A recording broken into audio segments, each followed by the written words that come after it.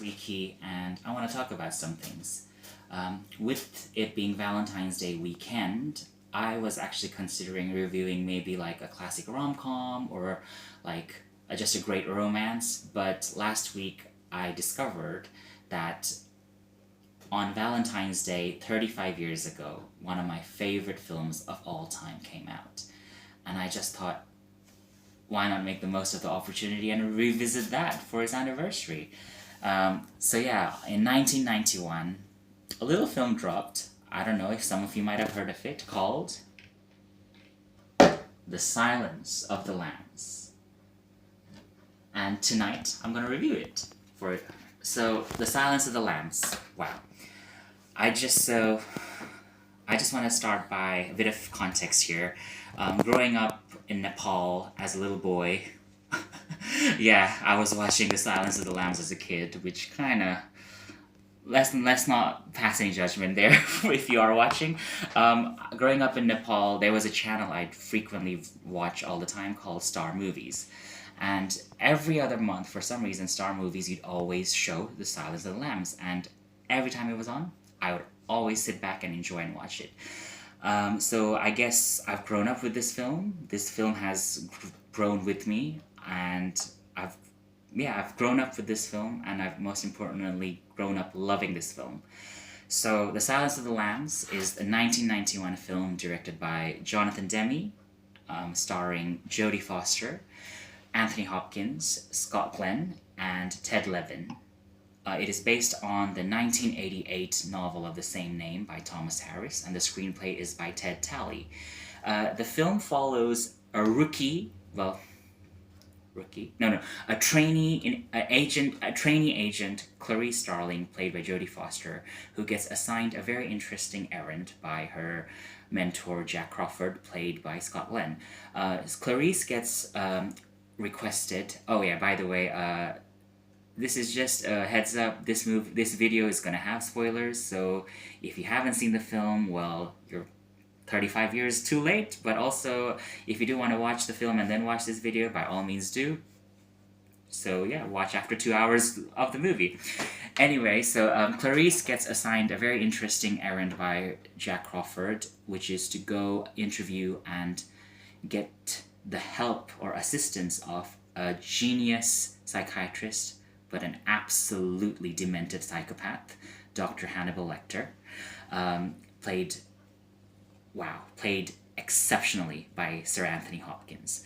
And with Dr. Lecter's help, she's hoping to get info and intel on trying to solve the recent serial killing spree by murderer Buffalo Bill.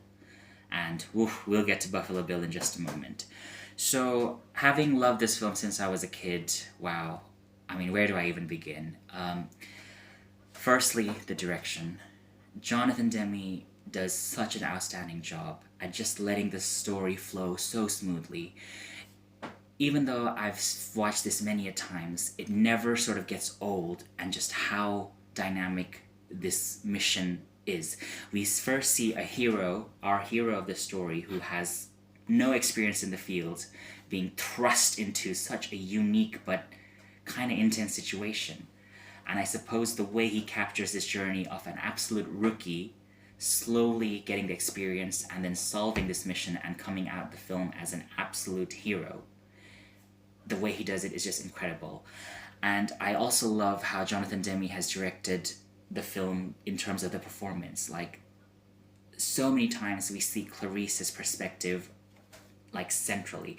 Every time somebody's speaking to her, the fact that the actors speaking to Clarice, or the characters who are speaking to Clarice, are looking directly at the camera, like, just that sort of level of connection is so intense and intimate, that I think that just works beautifully, because even though we are watching as an audience member, we are still watching it as Clarice, because this is from her perspective. Speaking of Clarice, Jodie Foster. Wow. Jodie Foster won a much-deserved second Academy Award for Best Actress for this film, and it's just one of the greatest performances in films. Like, just the vulnerability, just the sense of ambition and just the sense of just a sense of almost tenacity with this with what that she does here is incredible. As I said, Clarice is a trainee, an agent in a trainee agent. So the film itself at the start really kind of hones in on her perhaps vulnerability in the sense that yes, she is a woman in a perhaps male dominated field, and the film doesn't shy from showing that. There's so many shots where she's kind of looked at by men. There's so many shots where she is surrounded by men, and Jodie Foster being a bit of a short actress, the height difference really adds to that, which I thought was cleverly done once again by Jonathan Demme. But Jodie Foster's performance, my God. From the get go, we see this woman and you know exactly who she is. She is a woman who is focused. She's a woman who is set on. I guess I know it's gonna sound a bit cliched, but because she is an FBI agent FBI trainee agent, of course there's a level of that she wants to do something for the greater good, and perhaps this heroism is beautifully captured by her. Of course, tackling the mission, even though she's having to do tough stuff, even though she's having to do very scary stuff, there's a sense of vulnerability. Like you see her fear, you notice her fear, and I think Jodie Foster does a wonderful job at capturing, wow, as Clarice, like this mindset of wow, I'm being tasked with a gigantic mission, and I'm just on the cusp of getting that experience, and I think that does it beautifully. And also the chemistry she has with Anthony Hopkins, incredible. Anthony Hopkins, wow.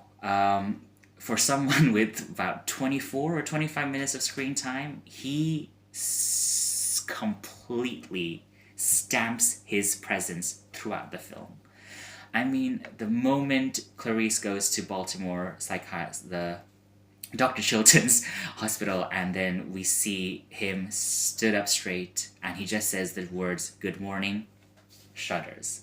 I mean, I showed this film to my mom, and as soon as she saw Anthony Hopkins, she just said, "Oh my God." So there you go. That speaks to his performance, but also the fact that there's such a level of charisma. This man is playing an absolute deranged psychopath, and the character relishes in that.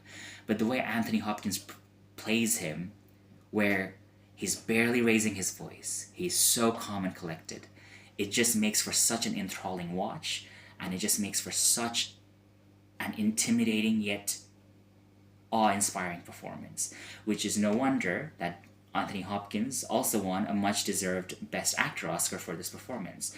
And on top of that, American Film Institute have listed Dr. Hannibal Lecter as a #1 villain of cinema, and they have listed Clarice Starling as the #8, the 8th best hero in cinema, which I think speaks a great testament to not just the way the characters are written by Ted Tally, but also the way these characters are portrayed. They've left a legacy in American cinema. Now, also, I appreciated just how there's such a level of simplicity in which the narrative is handled.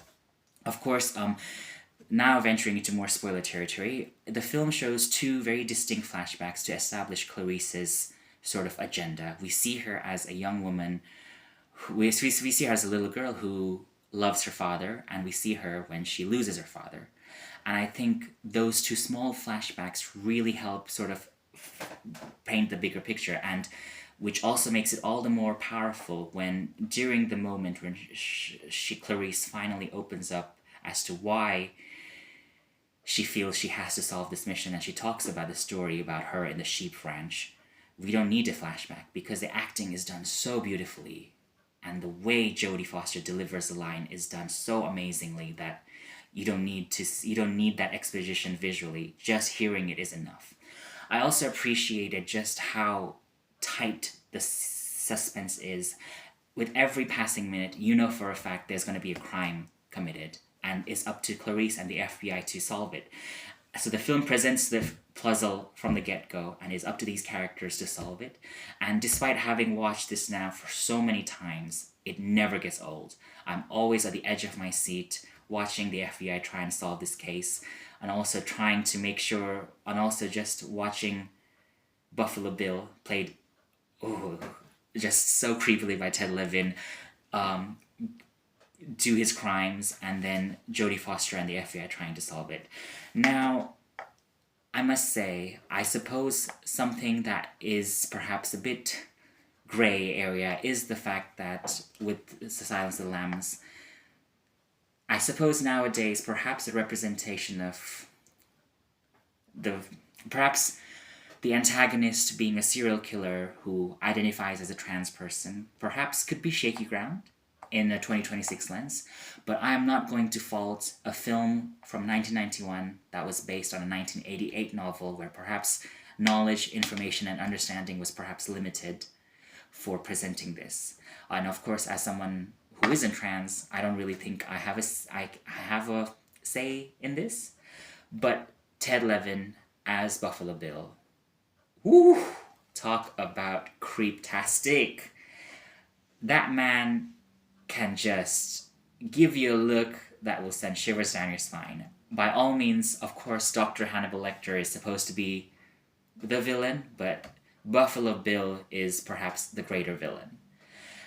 Now, The Silence of the Lambs, what I love about this film is just how it's a classic tale of a hero is assigned a mission, and the hero tries to achieve this mission and solve a puzzle.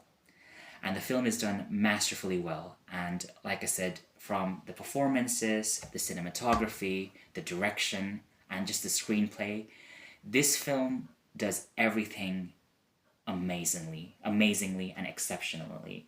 I mean, I think, actually, yes, this is one of the only 3 films that won Best Picture, Best Director, Best Screenplay, Best Actor, and Best Actress at the Academy Awards.